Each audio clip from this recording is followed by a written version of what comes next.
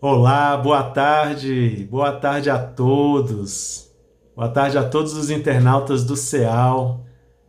Sejam todos muito bem-vindos, meus caros irmãos e irmãs, a mais um encontro, a mais uma tarde de palestra virtual. Gostaríamos aqui de agradecer ao artista desta tarde que trouxe essa harmonização, que preparou este belo número musical que tem o intuito de acalmar os nossos pensamentos, de acalmar o nosso coração, o nosso ambiente mental, para que possamos, de uma melhor forma, de uma forma mais tranquila, assimilar todos os conhecimentos e todas as palavras e o tema do palestrante desta noite. Gostaríamos também de lembrá-los que quem quiser e quem puder buscar um pouquinho de água, a sua garrafinha de água, o seu copo de água, puder deixar aí perto do computador, perto do seu celular, perto de você, para que esta água seja fluidificada durante a nossa palestra, tá bom? Então, quem quiser, pode pegar a sua água e deixar aí perto de vocês. Gostaríamos de dar alguns avisos, né? Lembrá-los da novidade que agora o CEAL conta com o recebimento de doações através do seu Pix. O Pix, que é o número do CNPJ do CEAL. Então temos essa nova forma de recebimento de doações. Fazemos aqui o convite a todos que ainda não doaram, que possam doar, que possam fazer essa doação, que para a casa é de uma importância valiosa e muito maravilhosa, né? A casa que mantém tantos assistidos e mantém todas as suas atividades, o seu funcionamento, através de doações dos nossos queridos irmãos. Então, quem não doou ainda, fica o convite para que faça a sua doação e agora através do Pix, tá bom? O Pix, lembrando que é o número do CNPJ do CEAL. Temos aqui o número do CNPJ informado abaixo e está também informado lá no site do CEAL, que é o www.cealdf.org.br. E já de antemão agradecemos a sua valiosa contribuição e doação. Então vamos fazer a nossa prece de abertura, acalmar os nossos corações, fazer a nossa prece, para que logo após passarmos a palavra para o nosso palestrante dessa tarde, que é o Paulo Sacerdote, nosso querido amigo. Então, para a nossa prece, respirando bem fundo e acalmando os nossos pensamentos, tranquilizando o nosso coração, convidamos a todos para que possamos elevar o nosso pensamento ao nosso Mestre querido Jesus. Que possamos neste momento nos conectarmos com todas as virtudes que Ele nos ensinou, que Ele nos exemplificou com o seu amor, sobretudo com a prática da caridade, com a sua compaixão e a todos que ajudou. Que possamos, através desta bela oportunidade que temos de acompanharmos a doutrina espírita, com toda a sua divulgação da mensagem cristã, do Evangelho e com todas as revelações que a doutrina nos traz, que possamos, através desta rara e bendita oportunidade, termos a felicidade de lembrarmos da importância que é estarmos sempre juntos de Jesus, estarmos sempre conectados a Jesus, que o nosso dia a dia possa ser pautado, que as nossas ações e atitudes e posturas em nossa existência possa ser pautado em todas as ações, em todos os exemplos que Ele nos deixou. No que se refere ao amor, no que se refere ao perdão e no que se refere ao convite maravilhoso que ele nos deixou de melhoria pessoal, de melhoria interna e da reforma íntima que todos nós necessitamos de buscar aqui em nossa existência. Então, que possamos aproveitar esta bela oportunidade desta tarde de palestra, de ensinamentos, que possamos ouvir, que possamos refletir e planejarmos todas as nossas ações, todas as nossas metas em busca de dias melhores, em busca de novos pensamentos, pensamentos mais amorosos, pensamentos mais pacificados, para que possamos colocar em prática a nossa caridade e o nosso amor literalmente na prática, que é o amar. Então, desta forma, agradecemos a Jesus a oportunidade, agradecemos à espiritualidade amiga, que estejam conosco neste momento, nos protegendo e intuindo o nosso palestrante. Desta forma, dizemos, graças a Deus, que assim seja. Então, meus irmãos e irmãs, vamos passar a palavra para o nosso palestrante, que é o Paulo Sacerdote. Paulo Sacerdote, que é um antigo amigo já da casa do CEAL, que hoje atua no Centro Espírita Vinha de Luz e também é trabalhador da FEB. Lá no Vinha de Luz, no CEVIL, ele atua como coordenador da ação doutrinária, lá no CEVIL, e na FEB está como facilitador do grupo de trabalho ERV, que é o Evangelho Redivivo Virtual. Neste momento de pandemia, né, ainda muitas atividades sendo conduzidas de forma virtual. Então passamos a palavra para o nosso amigo Paulo Sacerdote, agradecemos a sua ajuda, a sua colaboração. Paulo, fica com você a palavra. Muito obrigado. Olá, queridos irmãos. É com muita alegria e satisfação que estamos aqui para falarmos em nome do Cristo sobre um tema que julgamos extremamente importante: a influência da pandemia no casamento, uma visão espírita. Agradeço aos companheiros do CEAL, aos trabalhadores dessa casa, e que possamos, nesse momento, refletir um pouco sobre esse tema. Para que fique um pouco mais claro para vocês de onde foi que nós buscamos os assuntos que aqui serão tratados, eu sempre gosto de trazer inicialmente as principais fontes, para que após a nossa breve fala seja dada oportunidade a cada um buscar na própria fonte, né, as informações que aqui vamos trazer. Nós usamos algumas perguntas do Livro dos Espíritos, alguns trechos do Evangelho segundo o Espiritismo. A Gênese também foi muito importante nesse trabalho nosso.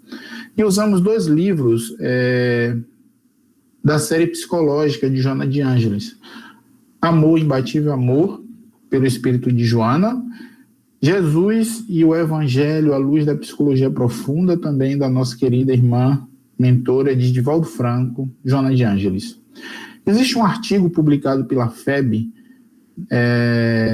escrito pela nossa irmã Marta Antunes Moura, intitulado Uma Nova Pandemia, conhecida como coronavírus.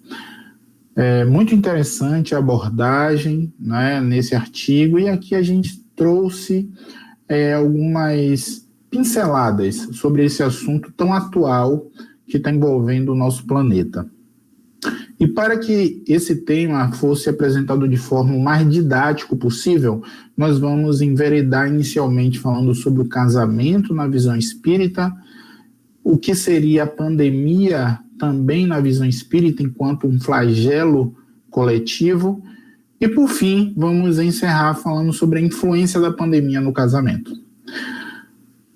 Para falar de casamento, é impossível falar desse tema se a gente não falar de amor, né? O amor, que é substância criadora e mantenedora do universo, constituído por essência divina.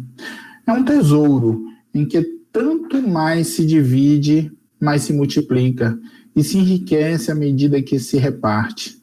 Amor é aquele tipo de coisa que quanto mais a gente dá, mais a gente recebe.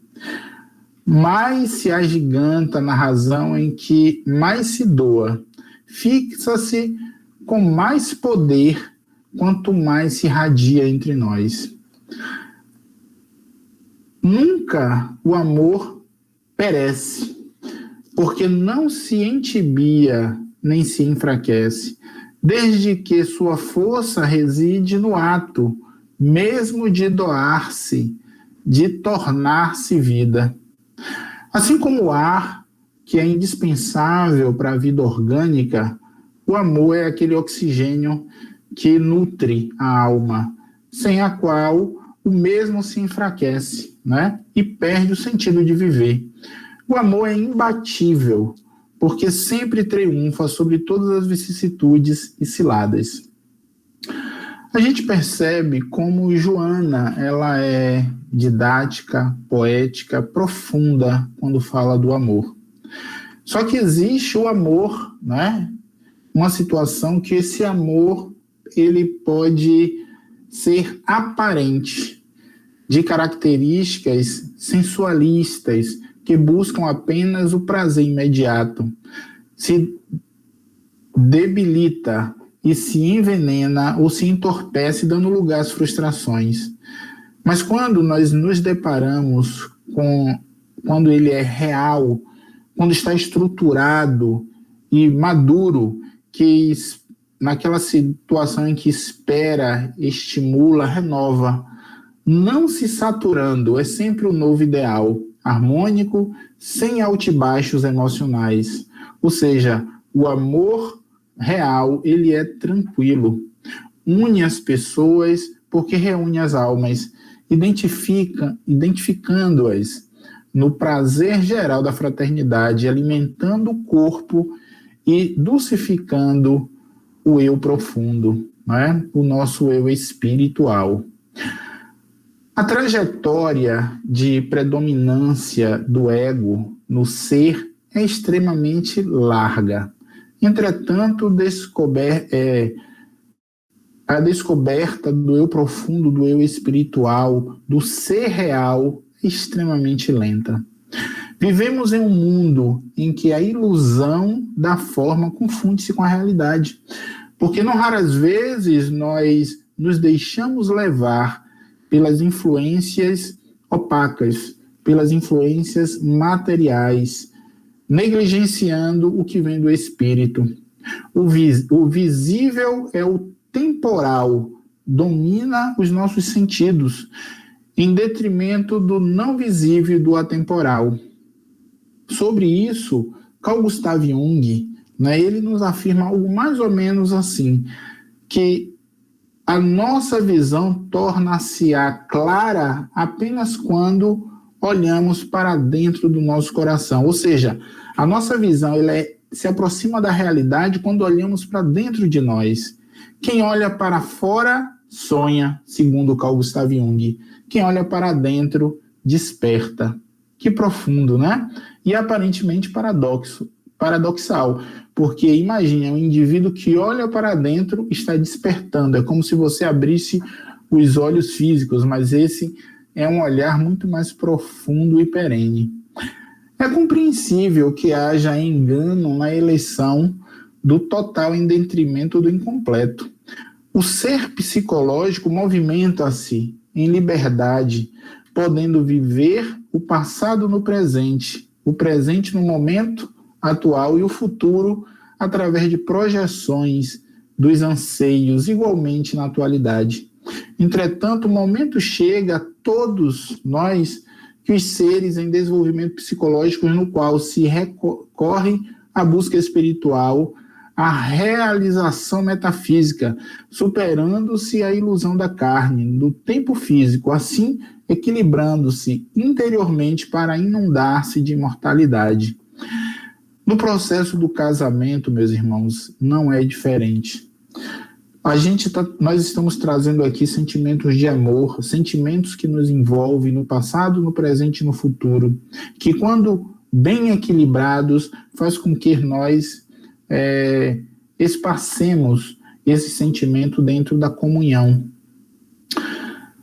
Quando nós nos deparamos no estudo, né, e verificamos no Livro dos Espíritos um subtema, uniões antipáticas, e trazendo para o prisma do casamento, eu vou pedir licença a vocês para poder ler a pergunta de Allan Kardec aos Espíritos.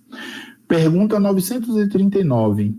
Allan Kardec pergunta: uma vez que os espíritos simpáticos são induzidos a unir-se, como é que, entre os encarnados, frequentemente, só de um lado há afeição e que o mais sincero amor se vê acolhido com indiferença e até com repulsão? Como é, além disso, que a mais viva afeição de dois seres pode mudar-se em antipatia e mesmo em ódio? Vamos entender, antes de ir para a resposta dos espíritos, entender a pergunta de Allan Kardec. Allan Kardec está querendo saber como é possível, tendo em vista que os afins se atraem, como é possível em uma relação de duas pessoas existir aquele que ama, se devota, se dedica, e o outro, não raras vezes, repulsa. E ainda assim, aquele que gosta está muito próximo, querendo estar com aquele, ainda que esteja sendo menosprezado. E por que existe situações em que aquelas pessoas que aparentemente se amam, começa a existir o ódio depois de um certo tempo? Compreenderam? A partir daí, segundo os espíritos, vão surgir as uniões antipáticas. E os espíritos respondem: não compreendes, então, que isso constitui uma punição, se bem que passageira? Ou seja, aqueles que se dedicam demais ao outro, possa ser, isso não é uma regra absoluta, que ele esteja passando por uma punição, né, criada por ele mesmo.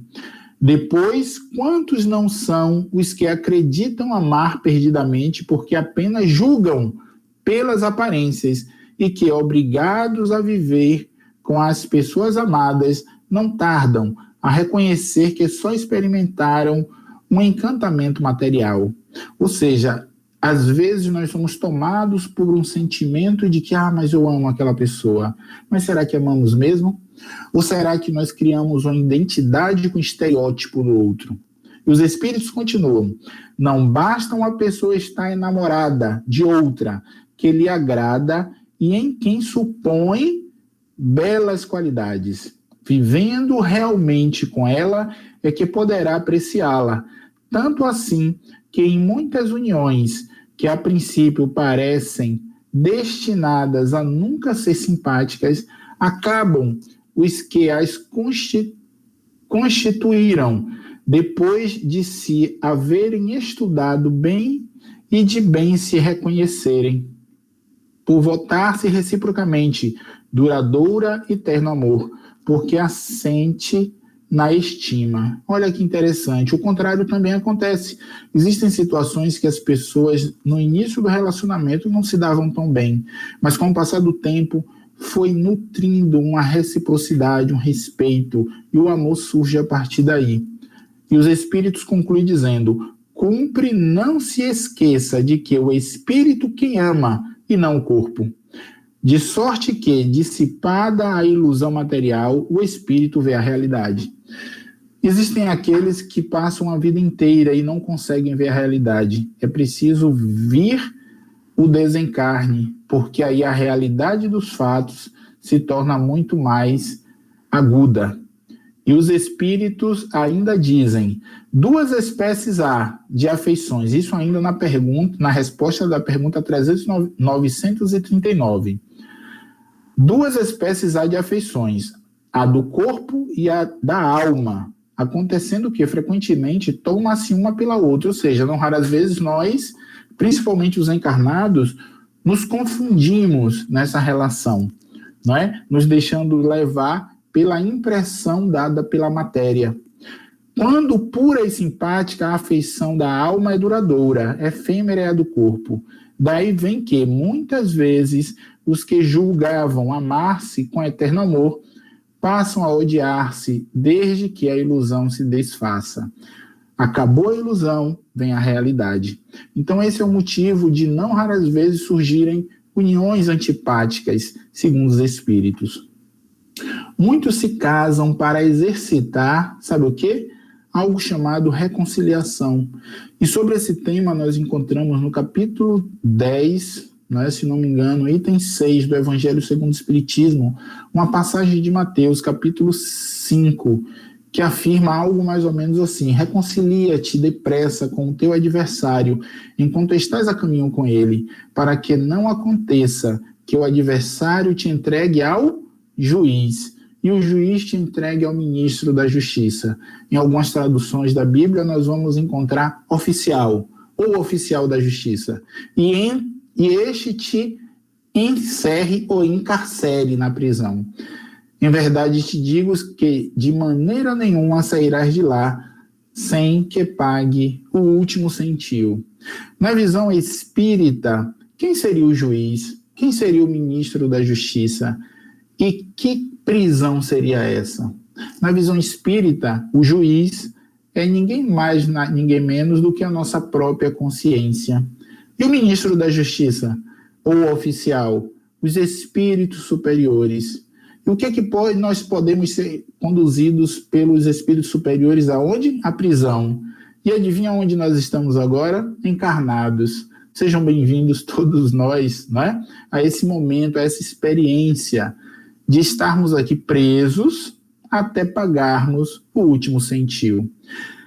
Na lei antiga, a figura do perdão é apresentada como uma conquista mediante retribuição. À luz da psicologia profunda ensinada por Joana de Ângeles, o perdão é superação do sentimento perturbador do desforço, das figuras de vingança e de ódio através da perfeita interação do ser em si mesmo, sem deixar-se ferir pelas ocorrências de fuga dos relacionamentos interpessoais. Estarmos em um relacionamento, e quando eu falo casamento, pode ser união estável, pode ser união homoafetiva, heteroafetiva, estamos falando de casamento de um modo geral. É uma oportunidade de reatarmos, não raras vezes, dívidas do passado. E isso vem através do livre-arbítrio, E aí eu lhes pergunto, esse processo de livre-arbítrio, quando estamos buscando a reconciliação, o perdão, esse processo é maior ou menor no indivíduo? Vai depender do grau de consciência que temos, Porque quanto maior o nosso grau de consciência, estarmos despertos, maior será o nosso livre-arbítrio. Por outro lado, quanto menor consciência do estado que estamos passando, mais submetido às leis, impostas por nós mesmos, vamos estar. Sabe aquela situação que, quando um filho não sabe exatamente o que fazer com a liberdade que lhe é dada, o pai tem que passar a conduzir, de forma o mais próxima possível, para que ele evolua, para que ele cresça. Ainda no Evangelho segundo o Espiritismo, capítulo 11, nós vamos encontrar uma passagem também trazida por Mateus: amarás o teu próximo. Toda a essência da vida encontra-se estabelecida no amor, que é de procedência divina. Na perspectiva da psicologia, o ser vive para amar e ser amado, e iluminar a sombra e fazer prevalecer o eu profundo, o eu espiritual. É interessante essa abordagem, porque existem pessoas que pensam que estão aqui apenas para agradar o outro, para amar o outro, e nem se permite ser amado ou amada. Amar é uma via de mão dupla. É necessário amar, mas é necessário também se permitir ser amado. Jesus, o homem, fez-se o exemplo mais vivido do amor de que o mundo tem notícias. Amar é abrir o coração sem reservas, encontrar-se desarmado de sentimentos de oposição. Quem ama verdadeiramente não estabelece condições. Exemplo, amor de filho. Quem está nos ouvindo e é pai ou mãe, ou tem até mesmo um animal, né, aquele sentimento profundo de amor, sabe que mesmo que quando um filho comete um ato muito ruim, sabemos que vamos amá-lo indistintamente, infinitamente, né? Assim chegará o dia o amor pelo cônjuge ou pela cônjuge, pelo companheiro ou pela companheira. O amor não mente, porque a sua é a estrutura da autenticidade, sempre aberto e claro, possuidor de quase infinita capacidade de paciência e de compreensão. Joana de Ângeles, de forma muito clara, direta, objetiva, nos mostra o caminho do amor. Voltando para o Livro dos Espíritos, nós encontramos 3 perguntas que têm uma relação muito profunda com esse tema casamento. Na pergunta 775, Allan Kardec pergunta: qual seria para a sociedade o resultado do relaxamento dos laços de família? Allan Kardec quer saber. A sociedade, àquela época, evoluiu e chegou no grau de laços de família. O que aconteceria se a gente afrouxasse, relaxasse esses laços de família? Os espíritos respondem: uma recrudescência do egoísmo, ou seja, um crescimento do egoísmo, um endurecimento do egoísmo. Isso caso os laços de família comecem a se dissipar. Allan Kardec, na pergunta 695, pergunta: será contrário à lei da natureza o casamento, isto é, a união permanente de 2 seres? Olha o que os espíritos respondem: é um progresso na marcha da humanidade. Então, hoje, a nossa sociedade poder gozar de casamento, relações estáveis, é um progresso da humanidade. O contrário também é verdadeiro. Quando nós abrimos esses laços, né, negligenciando essa união, né, entre seres, nós estamos evoluindo nesse processo da humanidade. E, por fim, pergunta 696. Que efeito teria sobre a sociedade humana a abolição do casamento? Ou seja, o que vai acontecer na sociedade se a sociedade da noite para o dia dissesse: não quero mais saber de casamento, isso é conversa do passado? Os espíritos respondem: seria uma regressão à vida dos animais. Essas questões trazidas em volta do casamento nos mostram de forma clara, não é? A orientação dos espíritos. Eu sou obrigado a seguir isso do jeito que está aqui? Não.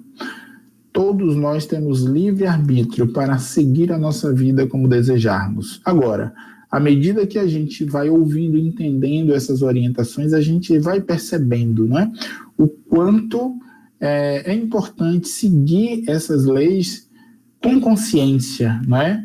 Não porque eu li no Livro dos Espíritos, mas ao ler no Livro dos Espíritos eu acabei entendendo melhor e praticando de forma mais saudável essa forma de viver.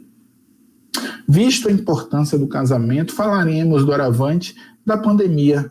Em seguida falaremos da influência desta pandemia no casamento. A doutrina espírita ensina que a felicidade humana está na razão direta do cumprimento da lei de Deus, a mesma lei natural ou lei da natureza, que é eterna e imutável como o próprio Deus.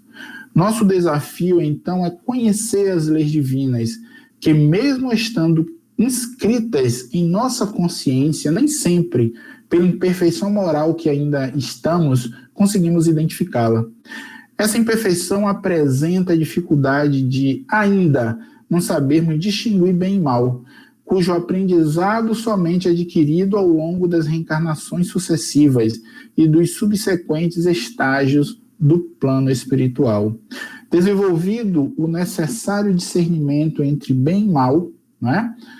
No Livro dos Espíritos nós encontramos uma passagem que fala algo mais ou menos assim: o bem é tudo que conforme a lei de Deus, é tudo ligado à lei de Deus, e o mal é tudo aquilo que se afasta Pergunta 288. Passamos a agir de acordo com os princípios da moral, entendida como sendo a regra do bem proceder, isto é, distinção entre o bem e o mal, juntar-se na observação da lei de Deus. O homem procede bem quando faz tudo pelo bem do próximo, pelo bem do outro, né? Dessa forma, ele cumpre a lei de Deus. Fazer tudo pelo bem do outro é a linha mestra do aprendizado intelecto-moral que impulsiona o ser imortal ao ponto mais elevado da evolução humana. Essa regra de ouro, assim anunciada por Jesus: tudo aquilo que quereis que os outros façam a você, fazei-vos a eles, pois essa é a lei e os profetas. Esse ensinamento, mais uma vez, a gente traz Mateus, se não me engano, capítulo 7, Mateus fala sobre isso. As provações fazem parte da caminhada evolutiva da vida, que transcorre naturalmente nos dois planos existentes, que lembram uma corrida de superação de obstáculos. É, portanto, equivocado acreditar que ocorrências provacionais, como os flagelos destruidores, a exemplo, pandemia do Covid, naturais ou provocadas, né, sejam catalogadas como castigo ou uma punição divina. Não, em definitivo, não é. Quem assim pensa tem de Deus uma ideia antropomórfica. Antropomórfica que traz características humanas. Já ouviram algo do tipo, aquele velhinho de barbas brancas, né? Deus é aquele ser que está irado. Observe, barbas brancas, irado, são características humanas. Sempre que a gente pensa dessa forma, estamos levando uma ideia de um Deus antropomórfico, né? E se fundamenta em preceitos teológicos extremamente arcaicos, visto que Deus, como nos ensinou Jesus, né? Deus é espírito, e aqueles que adoram devem adorá-lo em espírito e em verdade. Jesus não disse adorá-lo em homem, né? Ou a imagem de um homem. Não falou isso. É desse modo que ele é nosso Pai e Criador. Deus é soberanamente justo e bom. A sabedoria providencial das leis divinas se revela nas menores como nas maiores coisas. E essa sabedoria não permite que se duvide nem da justiça, nem da sua bondade. Essas afirmações nós vamos ver de forma clara na Gênese. As catástrofes e doenças que atingem a humanidade ao longo da história da civilização sempre resultaram e resultam em perdas e sofrimentos de diferentes gradações. No momento atual em que passamos, né, no planeta, sobre o peso de uma pandemia, o Covid, é comum, então, que algumas pessoas afirmem, são chegados os tempos, é chegado o fim do mundo, em que grandes acontecimentos se vão dar para a regeneração da humanidade. Em que sentido se deve entender essas palavras proféticas? Nós perguntamos. Tudo é a harmonia da criação, até mesmo essas catástrofes. Tudo revela uma previdência que não se desmente nem nas menores nem nas maiores coisas.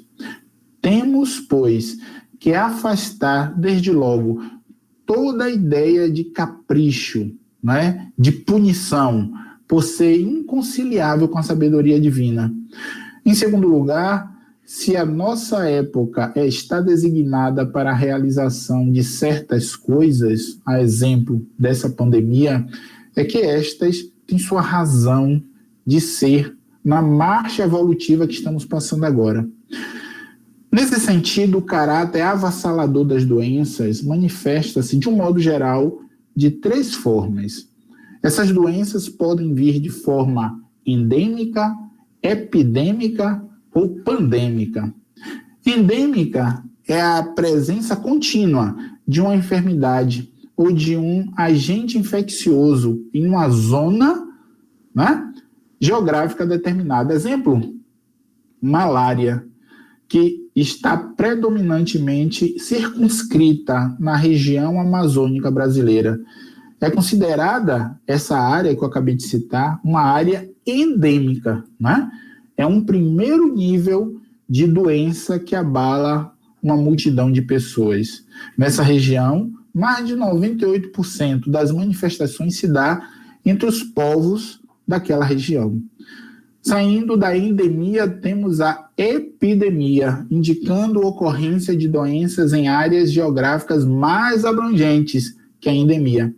O número de casos que indicam a existência de uma epidemia varia com o agente infeccioso, o tamanho e as características da população exposta, sua experiência prévia ou a falta de exposição à enfermidade e o local. E a época do ano. Um exemplo disso que nós temos, não vamos para fora do Brasil, não, vamos falar de Brasil, é a dengue. É uma doença epidêmica, né? De predominância de ocorrência nos meses do verão, provocada por um vírus transmissor pela picada de um mosquito, né, que todos conhecem como a Aedes aegypti. E aí nós temos a pandemia, quando uma doença infecciosa se espalha por diversas localidades do mundo, atingindo países e continentes. Exemplo, o coronavírus, cujo agente infeccioso é um vírus denominado Covid-19, que vem do acrônimo corona, corona, vírus, covid, dizíase. Dizíase quer dizer doença do coronavírus. E por que 19? Porque os primeiros casos foram diagnosticados no final do ano de 2019. Um dos primeiros casos foram encontrados lá na cidade de Wuhan, na China. Uma pandemia acontece quando ocorre a associação de 3 fatores: aparecimento de uma nova doença ou variante, né, mutação, da forma de uma doença, como ela se expressa. O agente possui elevado poder de virulência, ou seja, refere-se à gravidade de uma doença ocasionada por um agente infeccioso.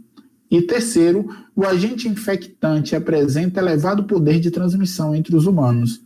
É o caso do Covid-19. Cientistas, acadêmicos e profissionais da saúde se unem no mundo inteiro, cada vez mais em busca de soluções contra a enfermidade infecciosa e transmissível que, se antes demoravam décadas para serem solucionadas e administradas, hoje, através do avanço tecnológico, né, e dessa união de cientistas e médicos, a solução começou a vir em meses. Na data que eu estou falando com vocês, eu já, por exemplo, tomei a minha primeira dose dessa vacina. Estou esperando mais 2 meses, pouco mais de 2 meses, para conseguir pegar minha segunda dose. Ou seja, e algo que começou a explodir no mundo no início de 2020. É muito pouco tempo. Milhares de pessoas já desencarnaram e outras tantas, infelizmente, desencarnarão por causa do Covid-19. Sem falar nas consequências físicas e psíquicas que a pandemia vem deixando. A pandemia vai passar. O que fica é o aprendizado. Depende de nós como ser consciente avançar ou permanecermos estacionados nesse processo evolutivo. Essa visão panorâmica dos processos de melhoria espiritual que o ser humano enfrenta em decorrência de tragédias e catástrofes que atingem toda a humanidade é consequência natural da lei de destruição e da lei de progresso, que faz evoluir intelectualmente e moralmente a humanidade. Não tem de punitivo nem reflete a ação demoníaca, como querem certas interpretações religiosas, né, indicar, que chegam algumas até a falar em juízo final, perante o qual os habitantes da Terra serão submetidos ao último julgamento, caracterizando pela separação dos bodes e das ovelhas, segundo alguns, né? Trata-se, obviamente, de metáfora, né, que indica o resultado das mudanças que a humanidade terrestre vivencia durante a era da transição. É necessário que possa viver em outro nível evolutivo, o da era da regeneração, cujo lema será um só rebanho, um só pastor. E apenas uma bandeira estará tremulando em todas as regiões da terra. Fora da caridade não há salvação. Chegaremos um momento que pouco importa a religião, né, que tenhamos. O fazer o bem vai estar estampado nas ações de cada um de nós. Emmanuel nos ensina que é indispensável procurar o amigo celeste, que é Jesus, ou aqueles que já se ligaram definitivamente ao seu amor, antes dos períodos angustiosos, para que nos instantes em refúgio de paz e segurança. Quanto mais cedo nós nos ligamos aos ensinamentos de Jesus, menos tendemos a sofrer. Emmanuel ainda afirma que a disciplina em tempo de fartura e liberdade é distinção nas criaturas que a seguem, mas a contenção que nos é imposta na escassez ou na dificuldade converte-se em martírio. O que Emmanuel nos fala? Que quando nós aproveitamos a fase de bonança para aprender através da disciplina, nós ganhamos quilômetros de distância. Só que quando nós negligenciamos no momento da bonança e nos deparamos no momento, né, das dificuldades, da escassez, é mais difícil, né? Aí nós passamos por mais martírios. O aprendiz leal do Cristo não deve marchar no mundo ao sabor de caprichos satisfeitos, e sim na pauta da temperança e da compreensão ensinada por Jesus. Uma vez discorrido sobre o casamento e sobre a pandemia e sua origem, falaremos agora das consequências desta naquela. Consequências da pandemia no casamento. Pessoas que mal se falavam passaram a ter que se suportar diuturnamente. O isolamento social passou a impor aos indivíduos, aos casais, uma convivência que eles não tinham ideia que teria que passar. Esse convívio resultou em duas situações que predominaram durante toda a pandemia. Existem a situação dos casais que através do isolamento social, surgiu o afastamento, a separação ou a indiferença, podendo, em alguns casos, né, propiciar e desencadear o divórcio,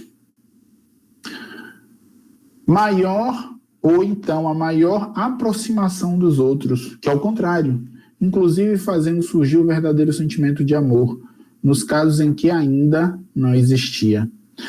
Então percebam os extremos. Quando começou a pandemia na China, com 2 meses de casos graves naquele país, a gente já ouvia relatos de separação, né, de casais. Embora as culturas sejam diferentes, nós vivemos num planeta globalizado, né? E muitos hábitos e costumes se repetem, apesar da cultura. E eu e um grupo de amigos já falávamos, olha, fiquemos atentos porque a quantidade de divórcios que vai aparecer no nosso país não vai ser diferente da China, não, se é que não seria maior. E os índices não deram outra coisa. Joana de Ângeles, né, ela faz a seguinte afirmação sobre o divórcio.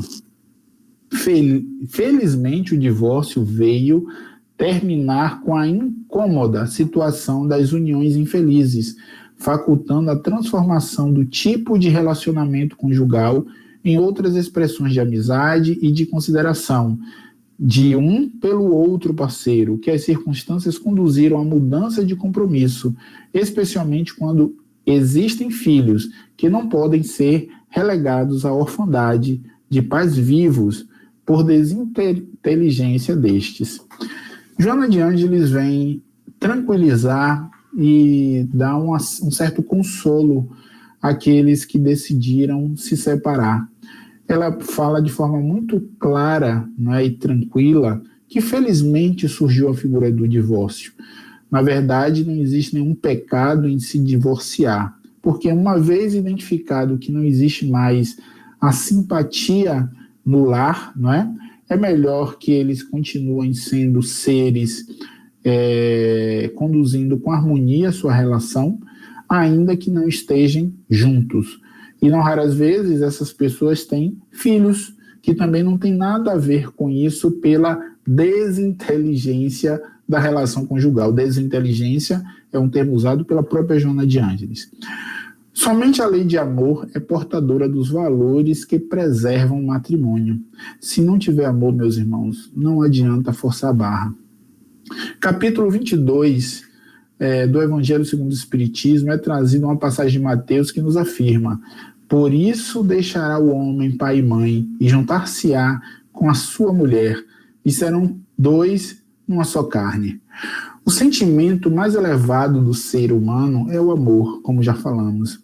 Expande-se o amor em formulações de múltiplas facetas.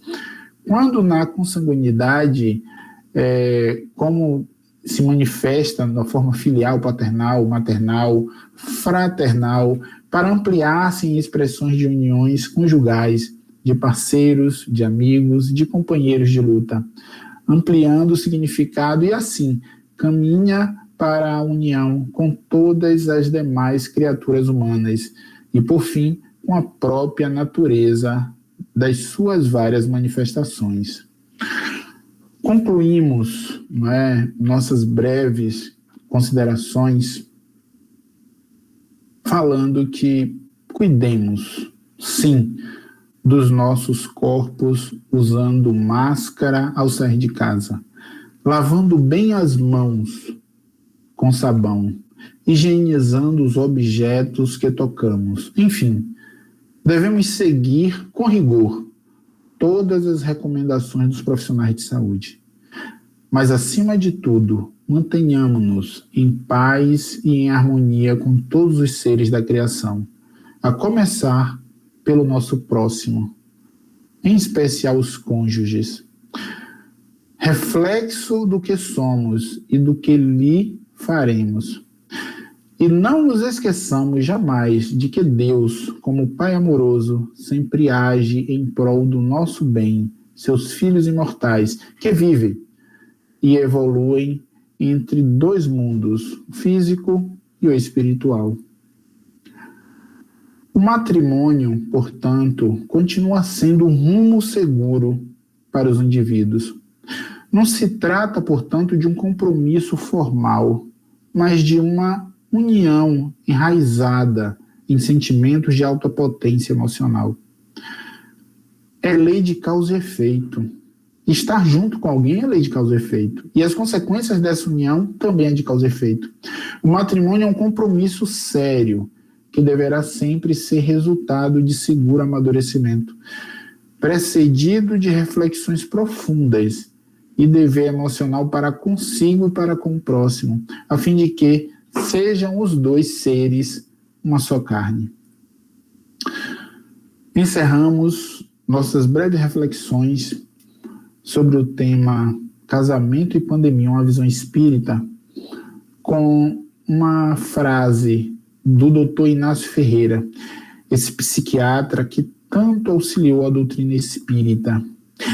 Ele tem um ditado que eu nunca esqueço, que ele diz algo mais ou menos assim: quando você nasceu recebido no lar, todos riem e só você chora. Viva de forma que quando você desencarne, todos chorem e só você ria. Que a paz do Mestre Jesus esteja conosco e que Deus abençoe a todos, hoje, agora e para todos sempre. Que assim seja. Olá, estamos de volta. Estamos de volta após esta belíssima palestra que o Paulo nos trouxe. Paulo, já fica aqui o nosso agradecimento, o nosso carinho. Muito obrigado por sua colaboração de sempre, pelo carinho que você sempre nos traz com as suas palestras, com as suas mensagens, com toda a colaboração que você nos presta, tá bom? Muito obrigado, já fica aqui o convite de retorno. Sempre que puder, estaremos de braços abertos para o seu trabalho e para a sua colaboração. Muito obrigado, Paulo. Bom, vamos fazer agora a nossa prece de encerramento. Fechando os nossos olhos novamente, mais uma vez, e respirando bem fundo.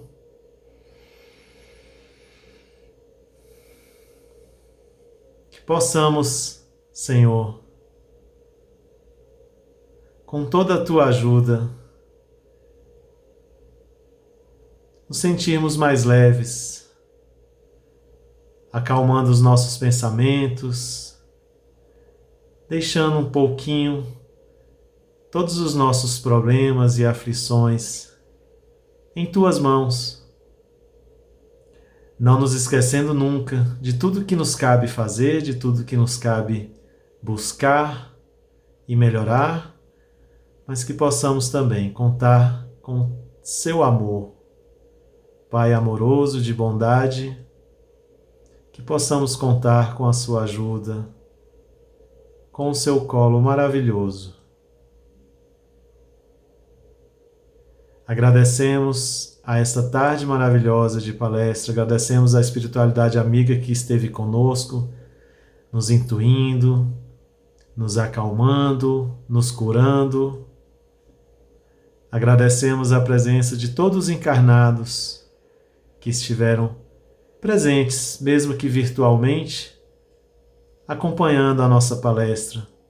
Agradecemos também a presença de todos os desencarnados que se encontram neste momento no mundo espiritual e que necessitam também de uma palavra, de educação doutrinária, que necessitam também de ouvir para refletir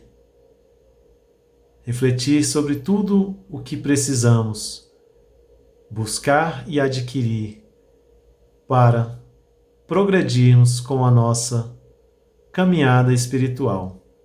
Então agradecemos ao mundo espiritual, agradecemos à espiritualidade amiga, agradecemos a todos por este momento belíssimo que podemos parar um pouquinho do nosso dia, parar um pouquinho a nossa correria e a nossa agitação para cuidarmos do nosso coração, para cuidarmos dos nossos sentimentos, para cuidarmos de tudo aquilo que muitas vezes negligenciamos, as nossas emoções e as nossas oportunidades que temos de melhorar e de fazermos a nossa reforma íntima para evoluirmos e alcançarmos o progresso,